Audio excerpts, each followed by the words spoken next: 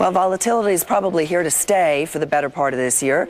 How do you position yourself? Joining us now, David Dahl, CEO of Canali Trust. Where do you put yourself right now? I mean, a lot of people thought this would be a better week than last week. So far, it's a little rocky. Where are you putting cash? Oh, hey, good to see you again, Sue. Well, we're in kind of a classic bear market right now. 2 weeks ago, we had a fantastic week. Last week, it was tough, and we're going to be in no man's land for the next couple of weeks until we hit the next econ data points, which are of real significance, a GDP revision at the end of the month, and then starting in March with the jobs number. Between here and there, we've made some defensive moves. Consumer staples, a real nice spot to be, pharmaceuticals, some of the traditional plays that you do when you see a classic economic slowdown. And David, you don't see any rebound really coming until spring or summer. And so investors should just stay out of the market entirely until then, or should they be looking for really cheap stocks that have fallen a lot but have good earnings growth?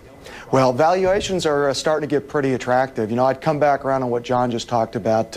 We think the Fed has plenty of room to continue to cut rates. The inflationary picture isn't really the concern. The 91-day T-bill is still about 80 basis points beneath Fed funds. So between here and there, we see a lot of volatility until we get to late spring, early summer. And it's got all the characteristics of a classic bear market where rallies are met, pessimism has been changed, so that market participants really see a lot of negative news, maybe at times for more than it's worth. That's catching a falling knife type of an equation.